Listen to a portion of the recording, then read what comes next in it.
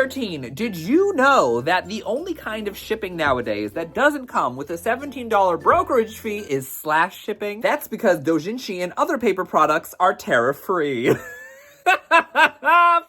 Now, I'm not someone who restrains themselves to only buying doujinshi of couples that they know, but I only have so much money, so I do have a do not buy list of series that I refuse to buy, no matter how talented the circle is. If you're also a doujinshi collector, feel free to list your own DNB list in the comments below, and help fund my doujinshi problem at the links below as well, either on Patreon or click join. Don't you care about queer men? First and foremost, easiest to avoid despite its excess is blue lock. I like to think that one of the top 5 things that I'm known for is being a blue lock hater. And I mean, I'm not blindly a hater. There is a selection of characters that I do enjoy or am attracted to, but I don't love the series enough to be tempted no matter how good the art may be. And the excess of Kai, Sagi, and Nagireo will never entice me. It's the fucking mullet. At least with that one. MiHoYo games in general. No Genshin, no Honkai, no ZZZ. Quill. It also, I would say, generally is not hard for this one either, but I have seen some well-drawn Danheng. Danheng? Is it Hung or Danheng? And Risley, is that how his name is pronounced? There's an infinite multitude of shipping possibilities and different art options for all of those. But again, I don't need this in my life. I don't play games. Well, which is ironic because I just did a gay games video. I play visual novels, I guess, is the distinction. One Piece is one that is on my DNB list, but it will not be on my DNB list forever. I do, at some point in my lifetime, think that I will get back to One Piece.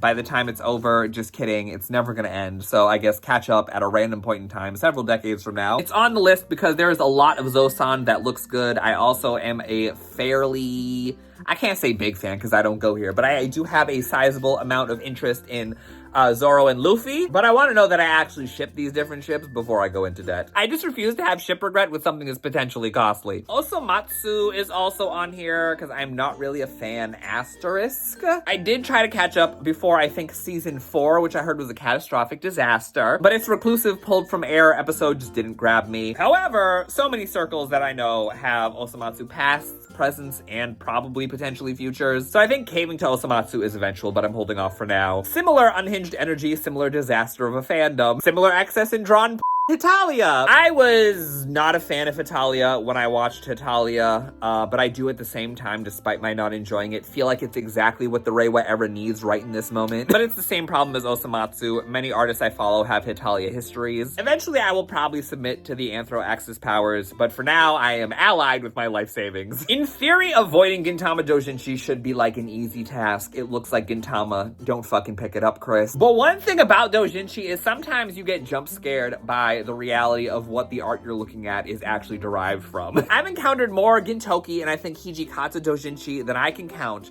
where I literally did not know it was them until I went in and read the description and realized it was from Gintama. Overall, this is just a reminder to read the metadata before proceeding to cart. Alien Sage is something that I just don't understand the popularity around, and I don't really want to. Derivative is literally everywhere on Toranoana, and since I'm largely unfamiliar with the series outside of the title, which again, if it's in Japanese, I can't exactly tell what it is, I just basically look for toothpaste-colored hair and keep scrolling. Much like One Piece, Detective Conan is forever, so I don't doubt that I'll get to it one day once I'm checked into the home. And again, much like One Piece, I am avoiding it largely to prevent myself from having ship regret. Because there's a billion different fucking shipping options and a trillion different artists doing all of them. Have I publicly expressed how I fell out of love with Boku no Hero Academia? Probably. I do own a singular Boku no Hero Academia doujinshi. I believe it's of Shinso and Ojiro, but I don't want to own more than that, and that will be fairly easy considering all my favorite characters like Ojiro generally do not get that much doujinshi. As a huge fan of Vigilante, I would love some Koichi doujinshi, especially if it's with the Ida Oni-chan, but I doubt you'd see him get the kind of proliferation you see from N-Hawks or Bakudeku, thank fuck. Some of y'all will not shut up about how you think that I should watch Golden Kamui, and as always, I refuse. I don't love the art, and on top of it, I only have so much money.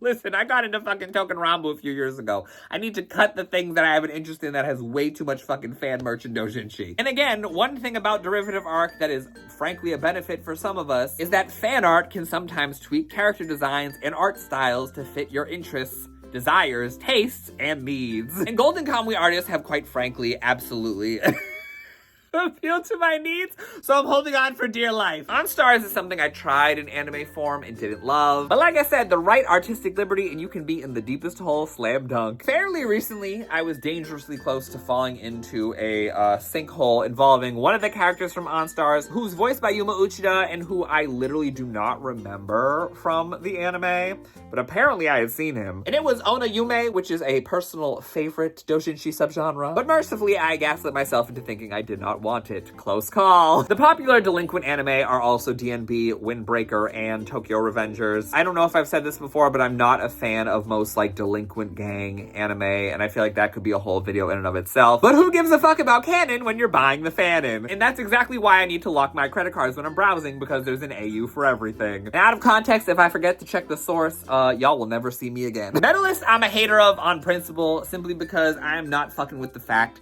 that we lost ice adolescence, but we have gained ice prepubescence. The main shipped couple is a blonde-haired man and a black-haired man. Do not ask me their names, I do not know. But that is a serious fucking problem because it is the most common pair.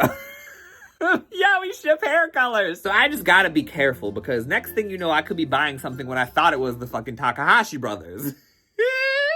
My fave. And lastly, Jujutsu fucking Kaisen, which I must admit is on here.